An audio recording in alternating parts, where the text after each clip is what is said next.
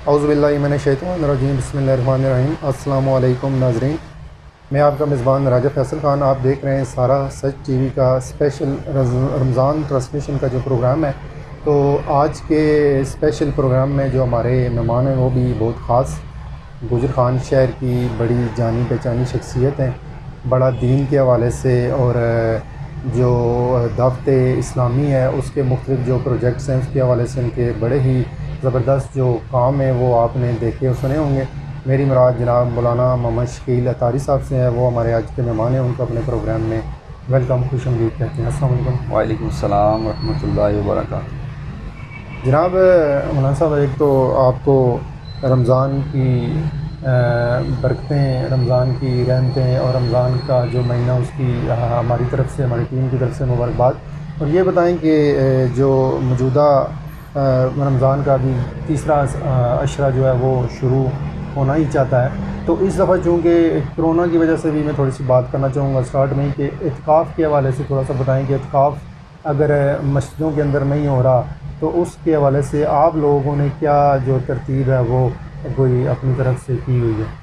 बिस्मिल्लाहिर्रहमानिर्रहीम। फैसल भाई, सबसे पहले तो आपका शुक्रिया कि आपने अल्हम्दुलिल्लाह इस प्रोग्राम में मुझे मदऊ किया।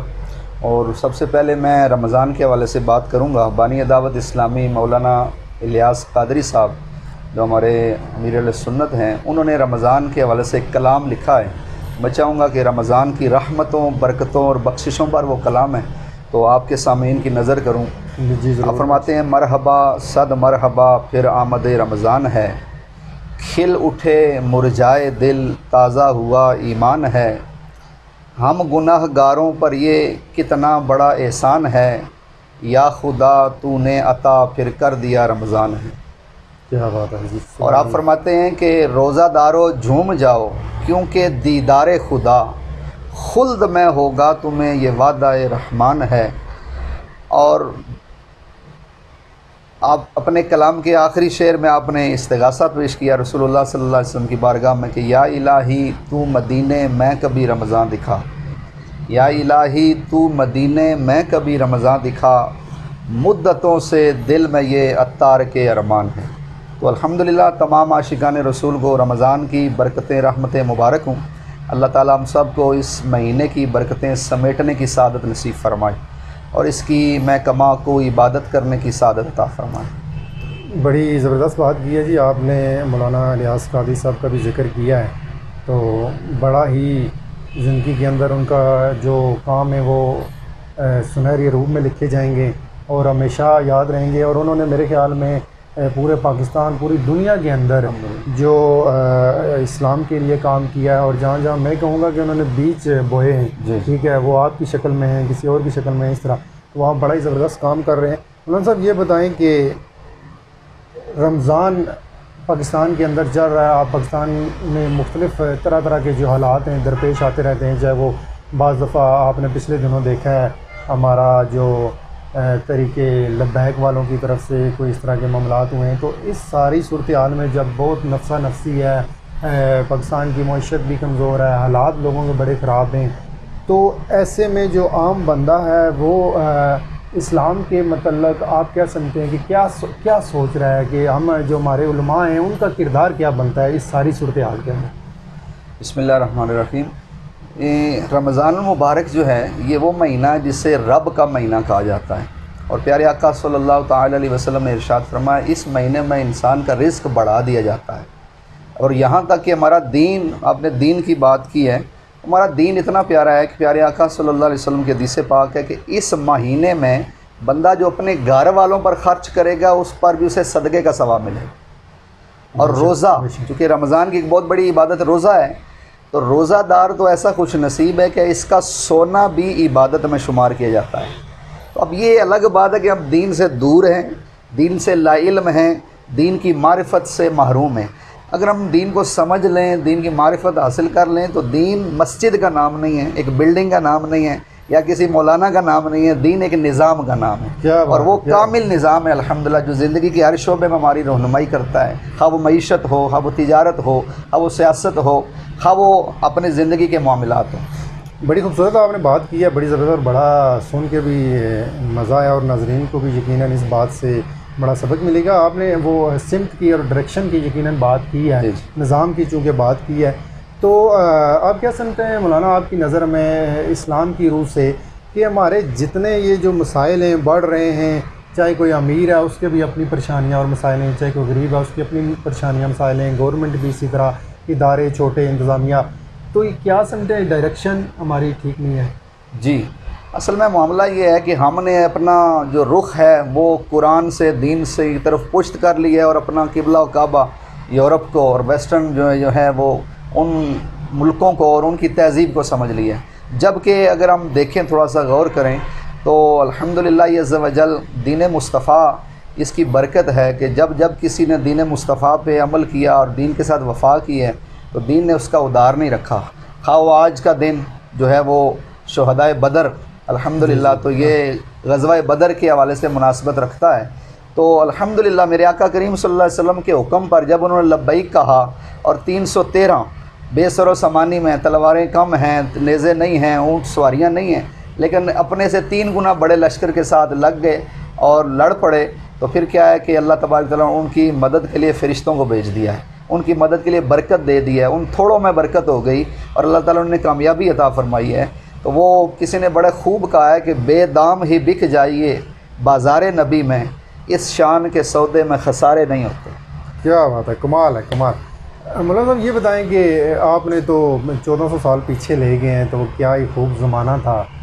तो रहमतुल आलमीन हमारे प्यारे आका हज़रत मोहम्मद सल्लल्लाहु अलैहि वसल्लम पे हमारी जान निसार, तो आप बताएं कि आज उनकी जो तालीमात हैं उनके ऊपर जान देने के लिए हम रोडों के ऊपर देखते हैं, नारे भी लगते हैं, सारा कुछ लगता है, लेकिन मैं आपको इस जो अभी 10 दिन या 12 दिन या 15 दिन पहले जो या वाक़या रुनमा हुआ है जिसमें बहुत सारी कीमती जानें भी गई हैं, तो उसमें हमने जो लोगों को एहतजाज या प्रोटेस्ट करते देखा है वो तो उसमें बड़ी शिद्दत थी, लेकिन अमली तौर पर हमें ये चाहिए कि हम इस्लाम के ऊपर या इसकी तालीमात के ऊपर अमल करने के लिए अगर इतनी कोशिशें करें तो क्या हम ये जो अभी हमें मसाइल दरपेश हैं इनसे बेहतर हमें निजात मिल सकती है और सही कुछ सही डायरेक्शन अल्लाह ताला हदायत देगा और हमें एक अच्छे रास्ते की तरफ ले जाएगा। आप क्या समझते हैं कि इस चीज़ की ज़रूरत है? जी, वो किसी ने कहा ना कि हम हुजूर को मानते हैं मगर हुजूर की नहीं मानते।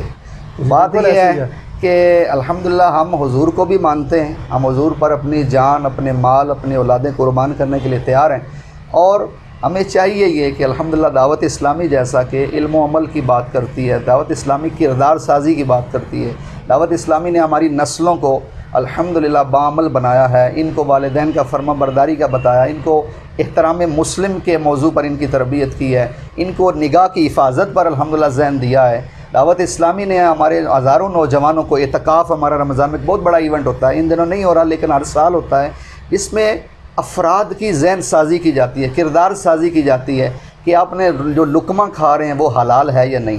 तो हलाल खाना है, हलाल बोलना है, हलाल देखना है, हलाल सुनना है, ये अल्हम्दुलिल्लाह बेसिकली है और इस पर अल्हम्दुलिल्लाह दावत इस्लामी काम कर रही है। बिल्कुल ऐसा ही है नाज़रीन, आप लोगों ने भी देखा है, हम भी मौलाना साहब ने बड़ी अच्छे तरीके से उसकी तशरीह भी की है कि इस्लामी तालीमात के ऊपर अमल करने की ज़रूरत है। मौलाना साहब आपने हलाल हराम की बात की है, तो अब तो मेरे ख्याल में हम जिस सोसाइटी में हम रहे हैं वहाँ पे तो वो जो फ़र्क है हलाल हराम का वो ही लोगों को नहीं पता रहा। तो वो जब फ़र्क का ये अंदाज़ा ही नहीं है कि हम हलाल की तरफ जा रहे हैं या हराम की तरफ जा रहे हैं, तो जब फ़र्क का ही नहीं पता तो फिर वो मिक्स होके जा रहा है, तो उससे कैसे किसका ये रोल बनता है? उलमा को आगे आना चाहिए, सोसाइटी के बाकी जो पढ़ा लिखा तबका है उनको आगे आना चाहिए, ये किसका काम है? ये रियासत का काम है? पहले तो आपका बहुत शुक्रिया कि आपने मीडिया पर और चैनल पर ना इस मौजू पर बात करना मुनासिब समझा, वरना तो हालत ये है ना कि हमारे यहाँ वो उल्टी चाल चल पड़ी है। और अल्हम्दुलिल्लाह बात ये है कि रमज़ान जो है और रोज़ा, इसका मकसद ही इंसान को पाक करना है। अल्लाह तबारक तआला कुरान पाक में फरमाता है, ए ईमान वालो तुम पर रोज़े फ़र्ज़ किए गए जैसे तुमसे अगलों पर। मकसद क्या है? लअल्लकुम तत्तकून, ताकि तुम्हें तकवा मिले, पाकीज़गी मिले, तहारत मिले। तो रमज़ान हमें पाक करने आया है, सुथरा करने आया है, साफ़ करने आया है। और दाता साहब ने कश्फुल माजूब के अंदर मैं रेफरेंस दूँगा, समुंदर को कूज़े में बंद किया। अल्लाह फरमाते हैं रोज़े का मकसद क्या है, मीनिंग क्या है? फरमाते हैं रोज़े के लुग़वी माने हैं रुकना, और रुके रहने की बहुत सी शराइत हैं। मैदे को खाने पीने से रोकना, तो ये एक है। तो मैंने कहा दाता साहब अगर इस तरह ना रोज़ा है तो असा सारे ही पास हों कि मैदे को अगर सुबह से लेकर शाम तक हम तो खाते पीते नहीं हैं, क्या इसी का नाम रोज़ा है? तो आपने फरमाया बेटा नहीं, इसी का नाम रोज़ा नहीं है। मैदे को खाने पीने से रोकना, आँख को हराम देखने से रोकना, ज़बान को हराम बोलने से रोकना, कानों को हराम सुनने से रोकना, और कदमों को हराम की तरफ जाने से रोकना। और आखिरी जुमले में बंद आया, फरमाया कि बंदे तू अपने आज़ाए बदन को, अपने पीसेस ऑफ बॉडी को, अपने जिस्म को रब की नाफरमानी से रोक ले, इसका नाम रोज़ा है। तो ये रमज़ान का मकसद भी यही है कि हमें हराम से निकाल कर जो है वो हलाल की तरफ ले आए। रोज़े का मकसद भी यही है कि हम भूख प्यास जब बर्दाश्त करें तो इर्द गिर्द बसने वाले लोगों की खबर लें, वो भूखा है, कोई प्यासा है। तो रमज़ान खैरखाई का नाम है, गमखारी का नाम है, एहसास का नाम है, मोहब्बत का नाम है, और दूसरों की फीलिंग को समझने का नाम रमज़ान है। बड़ी अच्छी बात जी। मौलाना साहब, मैं रात को सोशल मीडिया पे एक जगह देख रहा था कि पाकिस्तानी जो अवाम है उनका रोज़ा 6-7 घंटे का थी, वो फ़नी, लेकिन उसमें सबक बड़ा था। तो वो आगे से क्वेश्चन आता है क्या से 6-7 घंटे का रोज़ा है, वहाँ पे गर्मियाँ चल रही हैं। तो उन्होंने कहा जी वो पाकिस्तानी अवाम जितने तगड़े लोग हैं ना, ठीक है, तो आजकल वैसे भी लॉकडाउन चल रहा है, तो वो सहरी करके सो जाते हैं, 2 बजे उठते हैं, उसके बाद या 1 बजे उठते, तो आगे फल 6 घंटे बचते हैं, तो रोज़ा बंद 6 घंटों का ही है। तो आपने बड़ी खूबसूरत बात की है। तो ये बताएं कि इस रोज़े के अंदर क्या सिर्फ हमने रोज़ा रख के फिर उसके लिए बहुत सारी चीज़ों का एहतमाम करके, बंदोबस्त करके, दस्तरखान सजा के अफ्तारी कर लिया है, चले नमाज़ें भी सारी पढ़ ली हैं, वो तुम्हारे ऊपर फ़र्ज़ हैं, रोज़ा भी फ़र्ज़ है, कर लिया है। आप क्या समझते हैं कि सोसाइटी के अंदर, जैसे आपने गरीब तबके की बात की है, तो जो बहुत अच्छा अपना रोज़ा सहरी का भी बंदोबस्त कर रहा है, अफ्तारी का भी कर रहा है, उसके ऊपर कितना लाजिम और कितना ये फ़र्ज़ है कि वो अपने मोहल्ले में, अपने पड़ोस में या अपने इर्द गिर्द में रिश्तेदारों में, दूसरे लोगों का, गरीब लोगों का जो इस्तात नहीं रखते, उनका ख्याल रखें? जी, पहली बात तो आपने की, ये जो इफ्तारी में हमारे यहाँ ट्रेंड है, तो मैं एक हदीस पाक और उसकी वजाहत में फिर ये बात करूँगा। अब्दुल्ला इब्ने अब्बास, मेरे आका हुजूर के चचा अब्बास रदी अल्लाह अन्हु के बेटे, यानी हुजूर के कज़न हैं, और इनको हुजूर ने हिब्रुल उम्मा रईसुल मुफस्सिरीन का खिताब खुद अता फरमाया। तफसीर इब्ने अब्बास भी माशाअल्लाह जो अल्हम्दुलिल्लाह इन्होंने ही लिखी। तो इसमें हुजूर फरमाते हैं, और ये हदीस पाक के रावी हैं, हुजूर ने फरमाया अल्लाह तबारक व तआला रोज़ाना इफ्तार के वक्त 10 लाख गुनाहगारों को जहन्नम से आज़ाद करता है। अब इफ्तार के वक्त 10 लाख गुनाहगार जहन्नम से आज़ाद किए जा रहे हैं, और हमारे हालत क्या होती है? घर में जंग का माहौल होता है, कोई पकौड़े समोसे बना रहा है, कोई दही पल्ले जनाब, कोई जनाब नींबू निचोड़ रहा है, कोई जनाब मोटरसाइकिल दबा के तो जनाब चौक गुजर खान की दौड़ के आज समोसे ले आओ, जनाब ये रह गया वो। तो इसी का नाम रोज़ा नहीं है। बल्कि मैंने वो अपने खिताब में भी पिछले दिनों कहा कि अगर हमारे घर के बच्चे से पूछे ना कि रमज़ान की ख़ास बात क्या है, वो बेटा हमारा ये नहीं कहेगा कि वालिद साहब नमाज़ पढ़ते हैं, तहज्जुद पढ़ते हैं, तिलावत करते हैं, मेरी वालदा तस्बीह करती हैं। वो ये कहेगा जी हाँ कारी साहब रमज़ान की ख़ास गल ये है कि जनाब असन घर पकौड़े रोज़ बनने, नींबू वाला पानी रोज़ बनना, जूस बनना है, चाट बनना है, ये रोज़े नहीं ख़ास गल है। असल ये है कि असा इसकी मकसद समझ लें। सुबह इस वक्त दबा के खाने असा कि सारी दिहाड़ी खाना कोई नहीं, तो शामी और दबा के खाने हैं कि सारी दिहाड़ी खादा कोई नहीं। 6 घंटे भी नहीं बल्कि ऐसा, तो इसकी कुछ और समझ लिया जनाब। इसना ना रमज़ान नहीं है, ये रोज़े ना मकसद नहीं है। इसना मकसद ये है कि भूख प्यास जिले असा की महसूस होवे, असा अपने इर्द गिर्द गरीब रिश्तेदारां की खबर किना, पड़ोसियां की खबर किना, जेडे मिसकीन हैं, फ़कीर हैं, यतीम हैं, उम्मत ना वो तबका, सोसाइटी ना वो तबका कि जेडे बिल्कुल इन्हां नेमतां तो महरूम, उन्हां की भी असा कोशिश करके इस अपनी खुशियां में शामिल करा। इसना मकसद है रमज़ान और रोज़ा। बिल्कुल मौलाना साहब, बड़ी अच्छी बात की आपने। वाकया ही जितनी जैसी हमारे घर की ज़रूरतें हैं वैसे ही अगर हमारे मोहल्ले के अंदर कोई गरीब घर है तो उस घर की भी ज़रूरतें तो वैसी ही हैं। वहाँ पे भी अगर 5-7 लोग रह रहे हैं, हम भी 5-7 हैं, तो ज़रूरतें एक जैसी हैं। अगर उनके पास वसाइल नहीं है तो वो नहीं ले पा रहे।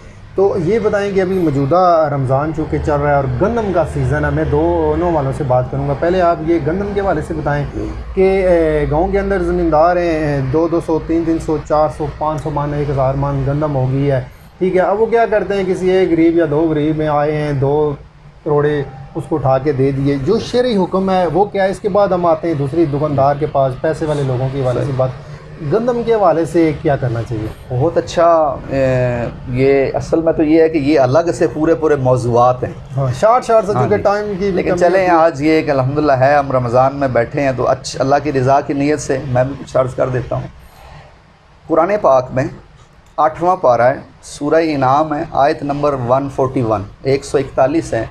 अल्लाह ताला कुरान पाक में इरशाद फरमाता है, वआतू हक्काहू यौम हसादी, खेती कटने के दिन इसका हक अदा करो। यानी कि जिस दिन खेती काट रहे हैं आप, गंदम या ज़मीन से जो भी फसल काट रहे हैं, उसका हक अदा करो। अब ये तो है तर्जमा। इसकी तफसीर में मुफस्सिरीन कराम इस बात पे मुत्तफ़िक है कि इस हक से मुराद उशर है। यानी जो हमारा बरानी इलाका है, तो यहाँ पर ज़मीन से खाली गंदम नहीं, मूंगफली, बाजरा, मकई, इसी तरह ये जो हैं अल्लाह बलाब करे, मसूर हो गई, चना हो गया, आपके फल जितने हैं, सब्जियां जितनी हैं, इनमें 10 मन जो आपको मिलेगा, उसमें से 1 मन, 9 मन हमारा है, 10वां मन ये हमारे माल में अल्लाह ने गरीबों का हिस्सा रखा है, फुकरा का हिस्सा रखा है, मसाकीन का हिस्सा रखा है। हमारी फैमिली के जो पिसे हुआ लोग हैं, वो हमारा पड़ोसी है, रिश्तेदार है, मसेर ददपोतरा भी हो सकता है, तो ये उसका हिस्सा है, ये हमारा है ही नहीं। तो ये जिम्मेदारी है उस तक पहुँचाना, तो ये है ही उसका। ठीक हो जी हाँ, ये सब मतलब कि कुरान का फ़ैसला है, दीन का फ़ैसला है, रब के रसूल का फ़ैसला है। और इसकी देखिए, दीन इस्लाम का हुस्न है कि अल्लाह के दिए में से, अल्लाह के हुक्म पर, अल्लाह के कहने पर, अल्लाह की मखलूक में दे देंगे, तो अल्लाह ताला हमारे उस माल को पाक भी कर देगा, उसमें बरकत भी अता कर देगा, और 10 गुना दुनिया में लौटा के भी अता करेगा, 70 गुना आखिरत में इसका अजर भी अता करेगा। वाह जी वाह, क्या बात है। तो ये अल्हम्दुलिल्लाह जो है, एक चीज़ और इसमें ज़रा थोड़ी सी हमें मालूमात में इजाफा हो जाएगा कि बाज़ लोगों के जहन में ये सवाल आएगा कि वो 1 मन 10 मन के ऊपर जा रहा है, अब वो 1 मन किन लोगों को देना है जिनकी ज़मीन नहीं है, जिनके पास गंदम नहीं है, या जिनकी इस्तिताअत नहीं है ख़रीदने की? जी, असल में ये समझ लें ज़कात है। ठीक हो गया। जो ज़कात का हुक्म है वही इसका हुक्म है, ठीक है। अब ज़कात के लिए होता है साल गुजर जाए और फिर 7.5 तोले, इसके लिए कोई नहीं। आपकी 10 किलो भी ज़मीन से, पहले तो ये है ना कि 10 किलो भी ज़मीन से गंदम हासिल हुई ना, अब आप इनमें से ट्रैक्टर का ख़र्चा नहीं निकाल सकते, खाद का ख़र्चा नहीं निकाल सकते। ये इसका हुक्म है, एक तो जितनी जिन्स उगी उस पर 10वां हिस्सा देना है, खर्चे नहीं निकाल सकते। एक तो ये लोग डंडी मारते हैं ना, हम में नहसुल कौम करप्ट हो गए हैं, तो हम इसमें डंडी मारते हैं, तो ये नहीं है। जो भी उगा उसमें से 10वां हिस्सा अलग करना है, एक बात तो ये है। दूसरा ये है कि हमने देना किनको है, तो सबसे पहला हक जो है ना, हमारी फैमिली के अंदर जो गरीब लोग हैं, जो ज़कात के मुस्तहिक हैं, तो ये बेसिकली ज़कात है, जिनको ज़कात लगती है, फ़कीर है, तो उनको हमने देना है। और रिश्तेदारों में, फैमिली में देंगे तो 2 अजर मिलेंगे, एक उशर देने का, फ़र्ज़ अदा करने का, और दूसरा अपने रिश्तेदार के साथ उसने सलूक करने का, सिला रहमी करने का। तो अव्वल खेश बाद दरवेश। बिल्कुल ठीक है। अच्छा, अब मौलाना साहब ये बताएं कि मैं दूसरी तरफ आ जाता हूँ कि गांव के अंदर हम देखते हैं कि लोगों के घरों में 5 तोले, 7 तोले, 10 तोले ज्वेलरी पड़ी हुई है, उसके बावजूद वो अपने आप की जो गिनती है वो गरीबों में शुमार करते हैं अपने आप को, चूँकि पैसा नहीं है, ज्वेलरी पड़ी हुई है, कैश नहीं है अगर उतनी ज़्यादा, तो वो समझते हैं कि जी हमारे हालात बड़े कमज़ोर हैं, हम तो बड़ी मुश्किल से गुजारा कर रहे हैं। तो उनके लिए क्या हुक्म है? बाद में हमने ये भी देखा है, अगर इतने तोले किसी के घर में जेवर पड़ा है तो वो हो सकता है ज़कात भी ले रहा हो कि शो ये करके मेरी आमदन बज़ाहिर नहीं है, तो वो उसके वाले से ज़रा बताएं। ज़कात जो है एक मुकम्मल दीन का रुकन है, और ये ज़कात अरकान इस्लाम में से है। इसका जो है ये फ़र्ज़ है, और इसकी फ़र्ज़ियत का इनकार करने वाला काफिर हो जाता है। यानी जो दीन के बुनियादी हैं, नमाज, रोज़ा, हज, ज़कात, इनका जो इनकार करेगा तो काफिर हो जाएगा। और इनका ना देने वाला फासिक है, और फासिक मरदूद शहादा, यानी इस्लाम में उसकी गवाही कबूल नहीं है, और उसकी सज़ा भी है। तो ये एक तो ज़कात कोई नॉर्मल मामला नहीं, ये फ़र्ज़ है, और ये बहुत अहम तरीन है। अब आगे आ गया कि इसका हिसाब कैसे करना है। ये जो आपने कहा ज्वेलरी, तो 7 तोले नहीं, 5 तोले नहीं, जिसके पास 1 तोला भी है, तो होता ये है कि कुछ सोना होता है, कुछ हमारे पास पैसे होते हैं थोड़े बहुत, घर में अम्मा जी ने जमा किए हुए हैं, वाले साहब ने कुछ ना कुछ कोई कमेटी डाली हुई है, मुश्किल के तो ये अब हुक्म ये है कि खाली सोना अगर है और कुछ नहीं है तो फिर 7.5 तोले, लेकिन अगर थोड़े बहुत पैसे भी हैं, कुछ कमेटी भी डाली हुई है, कुछ जनाब कुछ इसमें सोना भी है, कुछ चांदी भी है, तो फिर इन सब को जमा करेंगे। ठीक हो गया। अब इन सब को जमा करेंगे तो फिर अब चांदी का हिसाब लगेगा। 52.5 तोले चांदी का जो हिसाब है, ठीक है। और वो अगर मिसाल के आज के हिसाब से अगर 50 तकरीबन 60,000 रुपया बनता है, जो भी रेट के मुताबिक इतना ही बन रहा है, 60,000 बनता है। तो अब उसने 1.5 तोला सोना है, उस कमेटी डाली है, 5 कमेटियाँ दी हुई हैं 5-5 हज़ार की, तो 25,000 वो भी आएगा। इसी तरह उसमें अल्लाह आपका भला करे जो है कुछ ना कुछ बैंक में अकाउंट है 5-7-10 हज़ार उसमें भी है। और इसी तरह जो है वो ये चीज़ें जो मिल मिला के सारी, तो अब ये बनती हैं 1.5 लाख रुपया, 2 लाख रुपया, ये मैं मिनिमम बता रहा हूँ। ठीक हो गया। अगर 2-2.5 तोले 3 तोले हैं, बेटी का है जी, घर में वो जोजा का है, तो वो मिलाकर तो वो तो बहुत लंबा चौड़ा सब चला जाता है। तोला आजकल 1.25 लाख पे जा रहा है। तो अब जितना भी बना तो लाख पे 2,500 रुपया ज़कात उसने लेनी नहीं है बल्कि देनी है। ठीक हो गया। ये बड़ी अच्छी बात। ये कुछ लोग ये समझते हैं कि जी हमारे हालात दरमियाने हैं तो हमारे ऊपर चले ना हम ज़कात लें ना दें, लेकिन अगर किसी के पास जमा पूंजी है तो वो फिर उसको देनी चाहिए। मौलाना साहब ये बताएं कि आपका जो इदारा है दावत इस्लामी, वो भी एक बड़े ज़बरदस्त, गुजर खान के अंदर भी हम देखते रहते हैं, आप काम करते रहते हैं, तो आप क्या समझते हैं कि हमारी सोसाइटी के अंदर जो मैंने अभी प्रोग्राम किया है 10 दिन पहले शहर के अंदर, मैंने देखा है बहुत सारे पेशा वर मांगने वाले बड़ी तादाद में। अच्छा, मैं ये आपको मज़ीद बात बताऊँ, एक ऐसे पेशा वर मुझे मिले जिन्होंने शहर के अंदर कमेटियाँ डाली हुई हैं, जिन्होंने रेंट के ऊपर घर लिया हुआ है और तल्लक किसी दूसरे शहर से आया। फिर साथ ही उसी अड्डे के अंदर मैंने देखा है कि एक बहुत बड़ी लंबी लाइन लगी हुई है मज़दूरों की, जिनके पास शाम का वो 3-4 बजे का टाइम हो गया था, उनके पास कोई काम नहीं आया था, और वो भी परदेसी थे, दूसरे शहरों से आए हुए थे। तो यहाँ पे क्या हुक्म है, आप ये ज़रा क्लियर करें। मैं आपने दावत इस्लामी की बात की है तो मैं 1-2 मिनट में वर्ल्ड वाइड और फिर तहसील गुजर खान पे आ जाऊँगा। दावत इस्लामी दुनिया के 200 ममालिक में अल्हम्दुलिल्लाह कुरान और सुन्नत की तबलीग कर रही है, और मुसलमान उम्मत के उरूज के लिए, इत्तिफाक के लिए, किरदार साजी के लिए काम कर रही है। अब उसमें से बहुत से शोबा जाता है, चंद का मैं लाइट करूँगा। नई नस्ल को नूरे कुरान से मुनव्वर करने के लिए दावत इस्लामी के तकरीबन 4,000 मदारिस हैं, जिनमें दावत इस्लामी 84,000 बच्चों को हाफ़िज़ कुरान बना चुकी है माशाल्लाह, और 3.25 लाख बच्चों को अरबी लबो लहजे में तजवीद के साथ कारी कुरान बना चुकी है। क्या इसी तरह नौजवान जो मैट्रिक एफ़ए ये जो टीन एज में आते हैं, इनको आलम दीन बनाने के लिए दावत इस्लामी के अल्हम्दुलिल्लाह 800 के करीब जामियातुल मदीना दारुल उलूम जिन्हें हम कहते हैं, इसमें 8 साल 6 साल दरस निज़ामी कोर्स करवाया जाता है, मैट्रिक करवाया जाता है, एफ़ए करवाया जाता है, बीए करवाया जाता है, अल्हम्दुलिल्लाह एमए करवाया जाता है। और दावत इस्लामी के मदारिस तंजीमुल मदारिस जो अल्हम्दुलिल्लाह अहले सुन्नत का बड़ा नुमाइंदा बोर्ड है उसके साथ इल्हाक हैं। तो नौजवानों की इस तरह तरबियत हो रही है। फिर कैदियों के अंदर दावत इस्लामी काम कर रही है कि एक बंदा जो मुजरिम बन के कैद में जाता है, दावत इस्लामी फैज़ान कुरान ट्रस्ट के नाम पर कैदियों को वहाँ नमाज सिखा रही, वुज़ू सिखा रही, उनको गीबत से, झूठ से, जुल्म से, गसब करने से, कत्ल की वईदें, तो इस तरह करके उनको एक बाकिरदार मुसलमान बना रही है। दावत इस्लामी गूंगे बैरों में काम कर रही है कि माशरे का, सोसाइटी का वो हिस्सा जिनको घर वाले भी नो लिफ्ट करते हैं, दावत इस्लामी इन्हें भी आशिक़ रसूल बना रही है, इनकी भी तरबियत का सामान कर रही है।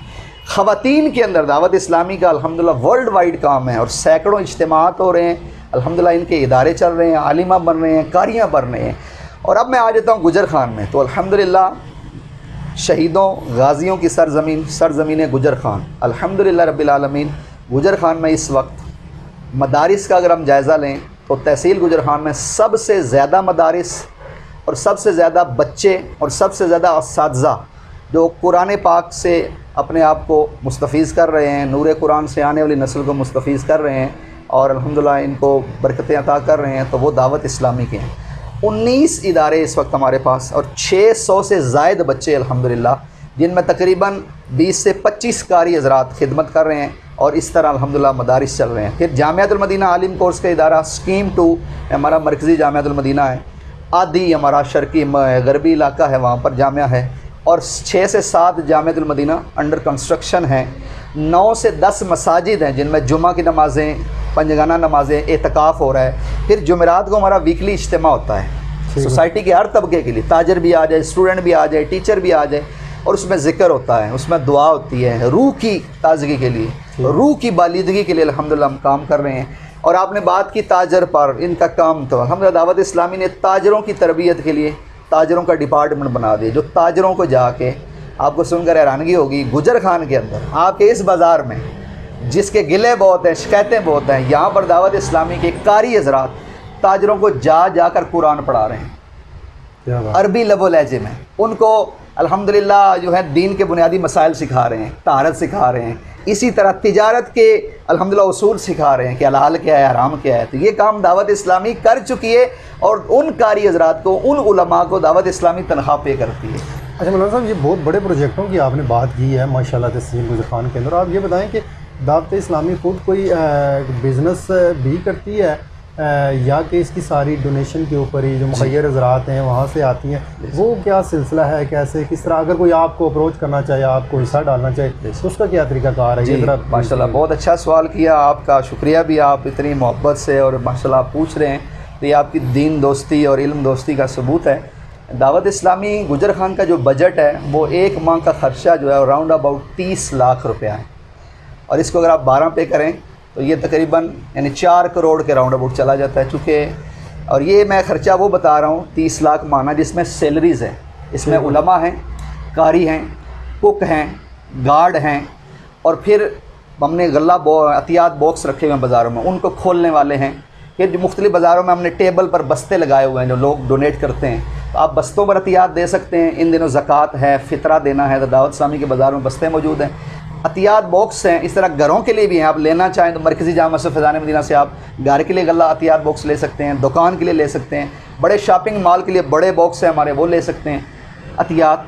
तो इसका सबसे जो बड़ा सोर्स ऑफ इनकम है वो हमारी ज़कात। अल्हम्दुलिल्लाह मैं आप बताऊँ कि अहल गुजर खान का, गुजर खान के वो लोग जो ओवरसीज़ में हैं, UK यूरोप में हैं, गल्फ़ के ममालिक में, वो हमें डोनेशन देते हैं। इस तरह गुजर खान के बाज़ार के लोग ताजरान वो हमें अतियात देते हैं मंथली बेसिस पे। मंडी के लोग हमें अजनास देते हैं जो तुलबा के लिए पकता है। ठीक हो गया। इसी तरह गुजर खान के किसान भी पीछे नहीं हैं, ये भी अल्हम्दुलिल्लाह हमें उशर देते हैं, और इन सब को सेल आउट करके, इनका शरी ला करके उनका फ़र्ज़ ज़कात भी अदा हो जाए, और उनको हम बाकायदा, हमारा फ़ाइनेंस डिपार्टमेंट है, और गुजर खान में दावत इस्लामी बाकायदा प्रोफेशनल अंदाज में काम कर रही है। हमारा ऑनलाइन सिस्टम है अल्हम्दुलिल्लाह। जब आप डोनेशन देते हैं, जब आप एक तोड़ा उशर का देते हैं या ज़कात देते हैं या फ़ितरा देते हैं, तो आपकी ऑटोमेटिकली रसीद भी बन जाती है और आपके फ़ोन नंबर पे उसका मैसेज भी आ जाता है। और 2 अकाउंटेंट है हमारे जिनको बाकायदा सैलरी दी जाती है कि वो इस निज़ाम को मेंटेन करें, और बाकायदा तौर पर पूरा एक अल्हम्दुलिल्लाह फाइनेंस डिपार्टमेंट। तो अल्हम्दुलिल्लाह मैं अहल गुजर खान से, फैसल भाई के माशाल्लाह इस चैनल के थ्रू से मैं अपील करूँगा कि अगर आप चाहते हैं कि आपकी अतियात, आपकी ज़कात, आपका फ़ितरा सही मानों में इस्तेमाल हो और आपका फ़र्ज़ भी अदा हो जाए, यानी ज़कात अदा हो जाए, फ़ितरा अदा हो जाए, तो दुगना सवाब मिलेगा। एक तो यहाँ दावत इस्लामी को देंगे, फ़र्ज़ अदा हो जाएगा, फ़ितरा, उशर, ज़कात अदा हो जाएगी। सेकंड ये है कि दीन के खिदमतगारों में नाम भी लिख दिया जाएगा जी, उलमा बनाने वालों में, कारी बनाने वालों में, हाफिज़ बनाने वालों में अल्हम्दुलिल्लाह हमारा नाम आ जाएगा। बिल्कुल जी, मौलाना साहब ने देखें जी बड़ी डिटेल से, तफसील से बात की है, कतरे कतरे से जो दरिया बनता है। तो मौलाना साहब ये जो आप बॉक्स रखते हैं, मेरे जहन में एक क्वेश्चन आ गया है कि ये बॉक्स घरों के अंदर भी जाते हैं, तो आप क्या समझते हैं ये बॉक्स घरों के अंदर रखने से जो हमारे बच्चे हैं छोटे, जो भी बड़े हो रहे हैं या स्कूलों में जा रहे हैं, ये उनके लिए भी एक तरगीब का सबब भी बनता है ताकि बच्चे उसके अंदर डालें, उनको बच्चों को देना आ जाए, ठीक है, दूसरों की मदद करना अभी से सिखाने में भी इसकी बड़ी ज़बरदस्त घर के अंदर एक ज़रूरत भी है और आपके बच्चों की तरबियत गाह भी है। बहुत प्यारा आपने माशाल्लाह पॉइंट उठाया है। और मैं आपको मज़े की बात बताऊं कि मैं तकरीबन डेली, जब सुबह, चूँकि हुज़ूर का फरमान है कि सदका बलाओं को दूर करता है, बिल्कुल जी, और सुबह जो सदका देता है तो सदका उसकी हिफाजत करता है। तो मैं जब घर से निकलता हूँ, मेरा अपना मामूल है, तो मैं ख़ुद नहीं देता बल्कि पैसे निकाल के अपने बेटे को देता हूँ, अपनी बेटी को देता हूँ और उनसे डलवाता हूँ, ताकि हमारी नस्ल को, हमारे बच्चों को और अल्लाह की राह में देने का एक पता चले और उनका सलीका बने, उनके मजाज में, तबीयत में, नेचर के अंदर सदका करने की ये बात आ जाए। तो बिल्कुल अपने बच्चों से सदका दिलवाएँ, तो इंशाल्लाह इसका फ़ायदा आपकी औलाद की तरबियत के हवाले से होगा इंशाल्लाह। बिल्कुल नाज़रीन, चूँकि मुआशरा बनाने के लिए आपको चूँकि एक पूरी नस्ल की तरबियत करनी पड़ती है, तो अगर आज से ही आप अपने बच्चों की इस तरह की तरबियत करेंगे, बच्चों को जो सिखाएंगे, जैसा आप बनाना चाहेंगे, नबी पाक सल्लल्लाहु अलैहि वसल्लम का भी फरमान है कि तमाम बच्चे फितरत के ऊपर पैदा होते हैं, उनके माँ बाप उनको जो चाहे बना दें। तो बड़ी अच्छी इन्होंने भी बात की है, ये कि मिसाल कैम हो सकती है। अगर आप अपने बच्चों के लिए घर के अंदर एक बॉक्स रख लें तो वो चाहे रोज़ के 10 रुपये भी अगर उसमें डालेंगे तो उनको पता चल जाएगा कि ये नेकी की तरफ जा रहे हैं, उनके दिलों को सुकून मिलना शुरू हो जाएगा। जो बड़े होंगे तो फिर कल वो ज़िंदगी के अंदर जितने भी ज़्यादा पैसे कमाएंगे तो फिर उनको जब आदत पड़ी होगी तो फिर ज़्यादा इस तरह के अच्छे कामों में ख़र्च भी करेंगे। अगर बच्चों को बुरी आदतें पड़ी होंगी, वो अपने पैसे का फिर गलत इस्तेमाल करेंगे तो वो अपने लिए भी और अपने वालिदैन के लिए परेशानी का असबाब भी बनेंगे। मौलाना साहब, सोसाइटी पूरी की बात करते हैं तो मैंने जैसे गरीब तबके की बात की है, अभी रमज़ान जब आखिरी अशरे में जाएगा, ईद आ रही है, तो आप क्या समझते हैं कि मौजूदा सूरत हाल कोरोना की, ईद को इस दफ़ा अगर सादगी से मना लिया जाए तो हर घर में बड़ी तादाद में पैसे की, कपड़े की, बहुत सारी चीज़ों की बचत की जा सकती है। उस बचत से हम बहुत सारे घरों में जो मायूसी है वो ख़त्म हो सकती है, चूल्हे जल सकते हैं और चेहरों के ऊपर रौनक और खुशी आ सकती है। उसमें कितना सुकून है। अगर हम हल्ला गुल्ला करें, बेताशा ख़र्च करें, अगर एक दफ़ा ना ख़र्च करें, मौजूदा हालात का तकाजा भी यही है। इस हवाले से ज़रा थोड़ा रहनुमाई कर दें। ये एहतराम मुस्लिम और मुसलमान के हुकूक़, तो अल्हम्दुलिल्लाह हमारा दीन इस मामले में भी हमें यानी कि ऐसे नहीं छोड़ता बल्कि पूरी हमारी रहनुमाई करता है। मैं हदीस पाक से आगाज़ करूँगा और अपने सामीन को आपके तवस्सुत से। हुज़ूर अलैहिस्सलाम ने फरमाया, मखलूक रब का कुंबा है। क्या मखलूक रब का कुंबा है, जो इस कुंबे से प्यार करता है, मेरा रब उस बंदे से प्यार करता है। तो मैंने तो 18-20 सालों में जो दावत इस्लामी में जो उलमा की जुतियाँ उठाई और जो सीखा है, तो उसमें बात तो ये है कि रब की मखलूक से प्यार करो, इनकी खिदमत करो। तो अल्हम्दुलिल्लाह दावत इस्लामी ने अल्हम्दुलिल्लाह इस जानिब एक और बड़ा कदम उठाया। अभी लॉकडाउन में, कोरोना के तनाजुर में, दावत इस्लामी पहले भी वेलफेयर के काम करती थी। ज़लज़ला में कश्मीर में भी काम किया, सैलाब ज़दगान के लिए भी काम किया, बांग्लादेश में पीछे बहुत बड़ा वेलफेयर का, इंडिया में अभी अल्हम्दुलिल्लाह दावत इस्लामी इंडिया के अंदर जो है मुसलमानों की खैर खाई के लिए वहाँ पर कोरोना के तनाजुर में उनकी वेलफेयर के लिए काम कर रही है। तो दावत इस्लामी ने बाकायदा फैज़ान वेलफेयर जो है वो ट्रस्ट बना दिया है और जो बाकायदा जो है काम करेगा। अल्हम्दुलिल्लाह हमने कोरोना में लाखों रुपए की नकदी गुजर खान के सफ़ेद पोश, वो तबका जो प्रोफेशनल नहीं है, सवाल नहीं करता, उनको घरों में जाके बग़ैर एडवर्टाइजमेंट के, तस्वीर के, बग़ैर उनकी तजलील किए, उनकी खुददारी का एहसास करते उनको रात के अंधेरे में दिया है। राशन भी दिया है, नकदी भी दी है। और इस वक्त भी ज़रूरत है कि हम सब मैदान अमल में आएँ और अपनी ईद इस बार इस तरह मनाएँ कि अपने बच्चों के कपड़े तो लेते हैं, मगर इस बार ऐसा करें किसी एक फैमिली के, उनके बच्चों के भी कपड़े हम ले लें। जी, हम अपने घर में तो खाते पीते हैं, किसी एक घर का हम ज़िम्मा ले लें और इस तरह उनकी भी खैर खाई का करें, उनको खाने पीने में कुछ सौदे की तरकीब बना दें, कुछ नकदी की सूरत में दे दें, कोशिश करें। बिलखुसूस इसमें हमें सादात का ज़रूर ख्याल करना है कि ये सादात हमारे सरदार हैं, इनको ज़कात नहीं देनी हमने, इनको हमने पाक माल खिदमत करनी है। ठीक है। इसी तरह ये जो मज़दूर हैं जिनके काम बंद हो गए ना इस लॉकडाउन में, इस तनाजुर में, रेडी कोई लगाता था बेचारा, कोई मजदूरी करता था, उसका काम ही ठप हो गया। हम अपने इर्द गिर्द में कोशिश करें, आज 1 दिन 2 दिन तक हम बाकायदा सर्वे करें, यार हमारे मोहल्ले में कौन कौन सा जिसका काम ख़त्म हो गया है, तो हम जाके उसको दे आएँ। तो यकीन जाने सुभान अल्लाह, इसका अजर बहुत मिलेगा और अल्लाह तबारक तआला की ज़ात हमसे राज़ी होगी, हमारे रिस्क में भी बरकत होगी। कुरान पाक में मेरा रब फरमाता है, मन ज़ल्लज़ी युक़रिदुल्लाहु क़र्दन हसना, है कोई जो अल्लाह को कर्ज़े हसन दे। फैसल भाई, क्या यानी राह खुदा में देने को अल्लाह कुरान में कहता है कोई जो अल्लाह को कर्ज दे। अल्लाह को कौन है? हम भी का रब के हैं, माल भी रब का है, दिया हुआ भी रब का है, लेकिन आप फरमाता है कर्ज दे। तो उलमा कहते हैं अल्लाह की राह में खर्च करना ये कर्ज़े हसन रब ने इसलिए फरमाया कि जो कर्ज दिया जाता है वो वापस ज़रूर मिलता है। वो अल्लाह की राह में जो देंगे तो वो वापस ज़रूर लौटाया जाएगा, अल्लाह ताला में ज़रूर अता फरमाएगा। तो हदीस कुदसी पर मैं बात को ख़त्म करूँगा। आप ज़रूर बढ़ चढ़ कर अपने मोहल्लों में, अपनी फैमिलीज़ में, बरादरीज़ में, बिलखसूस मज़दूरों में, बिलखसूस एक तरीका ये भी है, हम रेडी वाले से बग़ैर बारगेनिंग की ये सौदा ले लें। असल में मैं तो अभी रमज़ान में भी इफ्तारी का सामान भी लेता हूँ, बड़ी दुकान वाले से नहीं लेता, मैं हाथ रेडी वाले से लेने की कोशिश करता हूँ। नीयत ये होती है यार इसको, और मैंने कभी उससे चेच भी नहीं लगाई, कभी उससे कोई बारगेनिंग भी नहीं की, जितना कि यार इसकी ना दिलजोई हो जाए, इसकी गमखारी हो जाए। ये भी एक तरीका है ना कि हम जो ख़रीद रहे हैं तो वो भी 10 रुपये महंगा ले लेना, वो 90 का दे, हम गए हम आपको 100 देंगे। ये सहाबा का तरीका है। क्या बात है, बड़ी खूबसूरत बातें हुई हैं नाज़रीन। चूँकि प्रोग्राम का वक्त भी थोड़ा मुख्तसर था और बातें बहुत लंबी थी, ना ख़त्म होने वाला एक सिलसिला था। इंशाल्लाह मैं मौलाना साहब से आज एक वादा ले लेता हूँ कि रमज़ान से कबल ही, ईद से कबल ही एक प्रोग्राम हम और लेके आएंगे जिसमें हम मज़ीद थोड़ी सी तफसील से इस सारे मौजू के ऊपर बात करेंगे। यकीनन आपको हमारा प्रोग्राम अच्छा लगा होगा और आपको कुछ सीखने का इसमें मौका भी मिलेगा और मिला भी होगा। और आप के लिए हम दुआ करते हैं, आप हमारे लिए दुआ करें। हमें जो कुछ कहने सुनने का मौका मिला है उस पर हमें अल्लाह ताला अमल करने की भी तौफीक दे। बहुत शुक्रिया। अल्लाह हाफ़िज़। बहुत शुक्रिया साहब।